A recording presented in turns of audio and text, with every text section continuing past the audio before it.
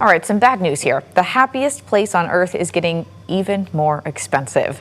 Disney says it is raising ticket prices for its theme parks during peak days in both Anaheim and Orlando. $449 per person per day. Just to skip the line. Bob Iger, chief executive officer of the Walt Disney Company, called his own pricing too aggressive and then watched it keep climbing. That's not one family's bad day. That's the architecture. And here's what Iger built that he doesn't want you pricing out. This is not a new product. This is a removed feature wearing a price tag. Fastpass was free, included in the cost of admission. No app, no add-on, no charge. You walked in, you reserved a return time, you skipped the line. That was the deal. Disney removed it, replaced it with Lightning Lane, and then priced Lightning Lane Premier Pass at $449 on the days you need it most. And here's where it gets worse. That $449 ceiling is not a ceiling. It is a test.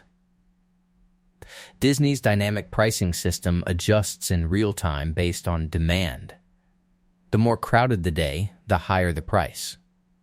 President's Day weekend, Valentine's Day, spring break.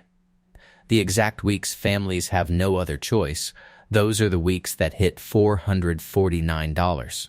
In February 2026, Lightning Lane Premier Pass sold out at Magic Kingdom for 7 consecutive days. February 12 through February 18. Sold out. Not too expensive for the market. Sold out. What Iger's team calls demand-based pricing actually means Disney found the price point where families will pay anything and held the line there. Let me say that again. $449 per person. A family of 4. $1,796 for line access. On top of admission. Peak single-day Magic Kingdom ticket during President's Day week. $199 per person. The year-high ceiling for 2026, reserved for Thanksgiving and Christmas, hits $209. Either way, it is the first year in the resort's history that a single-day ticket has crossed $200. 4 tickets on President's Day, $796. Add the Premier Pass for a family of 4 at peak pricing, $2,592. Before parking, before a single meal, before anyone has touched a ride, that is not an outlier. That is a Tuesday in February during school break. Now here's what the earnings look like. In the fourth quarter of 2025, Disney's experiences segment, theme parks, resorts, cruises, generated $8.77 billion in revenue, up 6% year over year. In plain terms, Disney is extracting more money from the same number of people. Domestic park attendance was down 1% in fiscal 2025. The park is not more full. The bill is more expensive. Iger addressed this publicly. March 9th, 2023. He stood at the Morgan Stanley Technology, Media, and Telecom Conference and said, on the record, directly quoted, "In our zeal to grow profits, we may have been a little bit too aggressive about some of our pricing." That statement was about his predecessor's era. The acknowledgement is real. And here is why it matters. Since that statement was made, Lightning Lane Premier Pass has climbed toward a $449 ceiling and sold out at that price for a full week. The promise of accessibility and the pricing trajectory are both on the public record. One of them is winning. Here's the part they don't advertise. Lightning Lane did not create a new experience. It created 2 versions of the existing experience. High-spend guests skip the line. Everyone else stands in it for 2 hours. Same park. Same rides. Different park. Now here is how the mechanism works. Move 1. Free Fastpass is removed. The line skip product that was included in admission disappears. Guests lose something they had. Move 2. Lightning Lane launches as the replacement. It is paid. per person, per day. The thing you had for free now costs money. Move 3. Dynamic pricing is applied. The cost rises on the exact days attendance is highest, which are also the only days many families can visit because of school schedules. Holiday week pricing and school break pricing are not the same as off-season pricing. The families most constrained by school calendars pay the highest rate. Move 4. Premier Pass goes on sale to Disney Resort hotel guests 7 days in advance.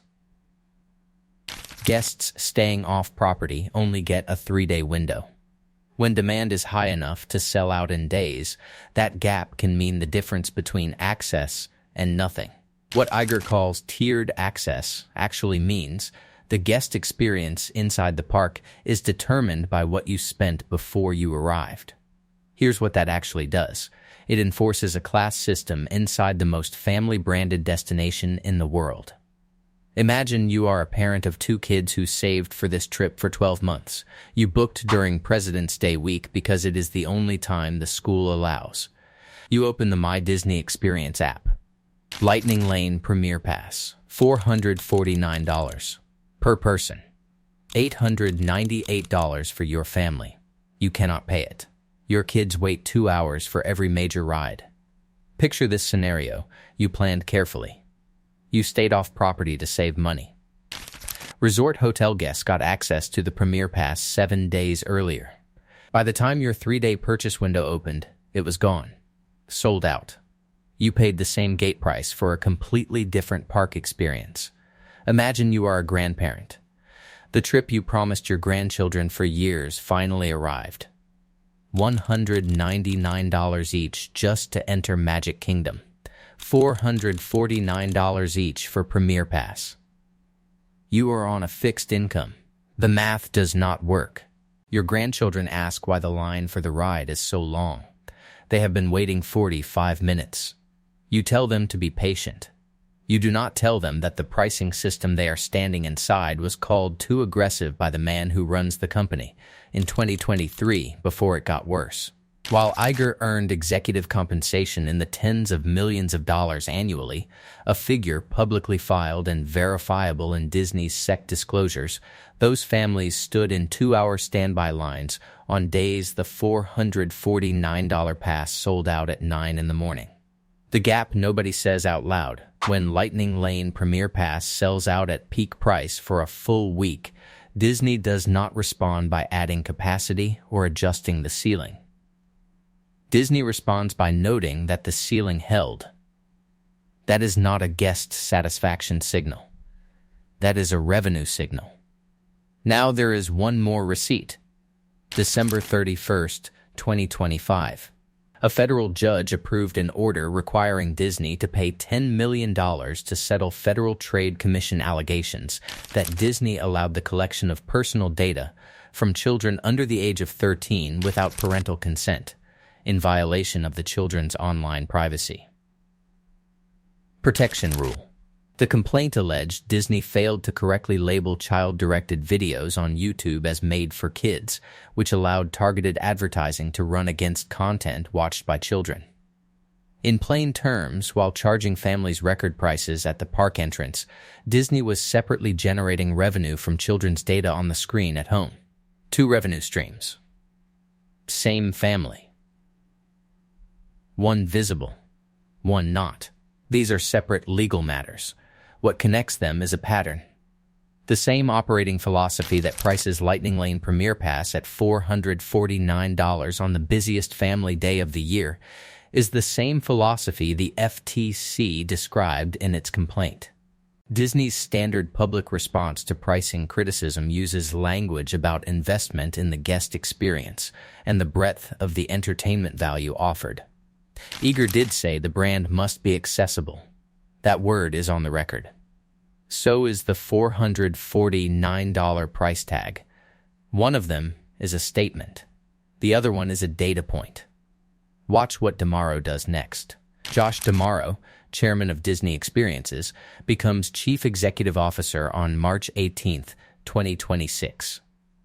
His first earnings call will tell us whether per-guest spending continues rising while attendance holds flat, confirming the extraction model, or whether the accessibility Iger described in 2023 becomes a measurable policy. Watch whether Lightning Lane Premier Pass pricing moves again before the next peak window. Watch whether Florida or California consumer protection regulators examine dynamic add-on pricing in ticketed entertainment venues. Drip pricing legislation, the practice of advertising a base price while mandatory add-ons inflate the real cost, is actively discussed in both states. $449 sold out for 7 days. Iger called it too aggressive in 2023. The number climbed anyway. And the kids in those standby lines paid $199 each just to reach the back of the queue.